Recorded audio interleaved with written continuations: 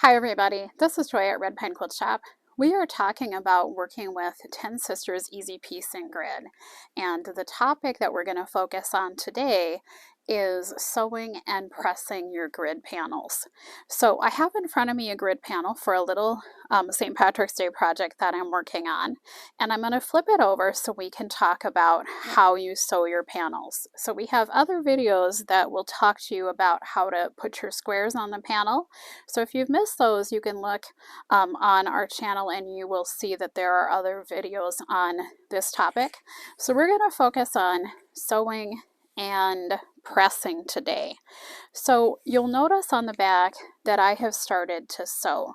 So when you go to sew your panels, what you want to look for is the dashed line, and you can see it here in between these blocks, but you're looking for the dashed line that's running on the seam that you're going to sew first. And I opted to sew my seams going in this direction first. So when you go to sew, you want to fold so that dotted line is right at the edge of your seam. And then you're going to sew with just a normal 1/4 inch seam allowance. So I started here and I sewed all the way down this long seam. I sewed the next one and the next one and the next one.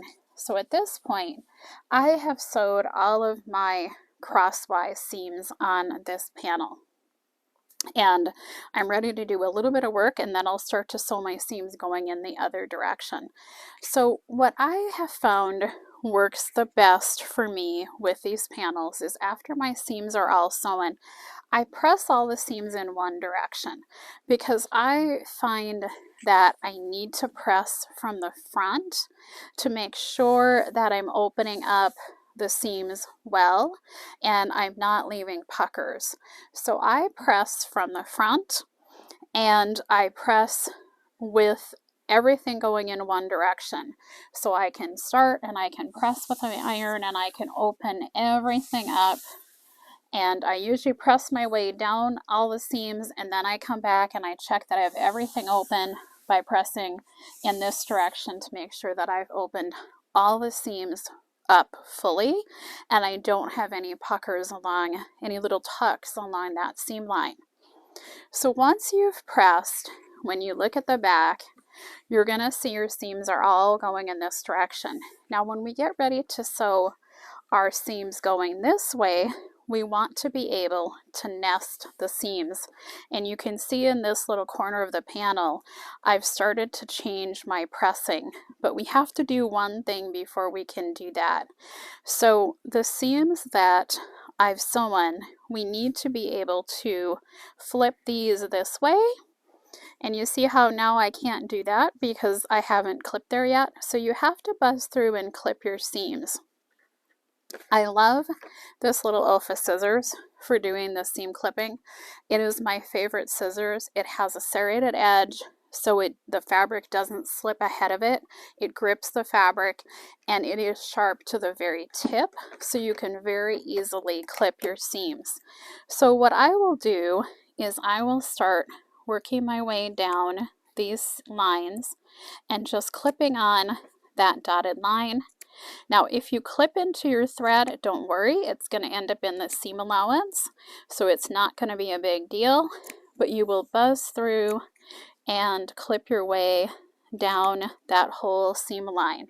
And once you do that, then you have the ability to come back and flip your seams in alternating directions. So we pressed all one way, but now we're going to come back and we're going to start to flip this first row in this direction. This next row we're going to leave alone. The third row we're going to flip the other way again. And like I said, I would have to keep clipping. I'd have to get all mine clipped so that I could keep flipping in that direction. But you'll alternate the rows. Now the easy way to do that when you are pressing is to always have the row that you need to press at the edge of the panel. And the way that you do that is by flipping under. So this first row is one that I'm going to flip that way. So it's easy to get in here with the iron. The next row is one that I would leave as I originally pressed it. But then I need to press this one. Now what I'm going to do to make that row easily accessible is to flip those first two underneath. And then now this one is at the edge of the panel, and if I had clipped the whole thing, I could easily come back and press it that direction.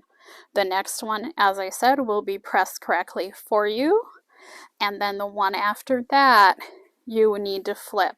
But once they're pressed and they're opened well, they're easy to flip the other direction after you have clipped them. So that is the method that works the best for me from a standpoint of pressing. Once I had this whole panel flipped and alternated, then at that point I am ready to go ahead and sew my seams that are running in the opposite direction. And you can see that once I flip those going the opposite way, I have a nice, I'm going to flip that out so you can see it. I have one seam allowance going that way, one seam allowance going that way, and my seams are all going to nest very, very nicely when I sew the seam going the other direction.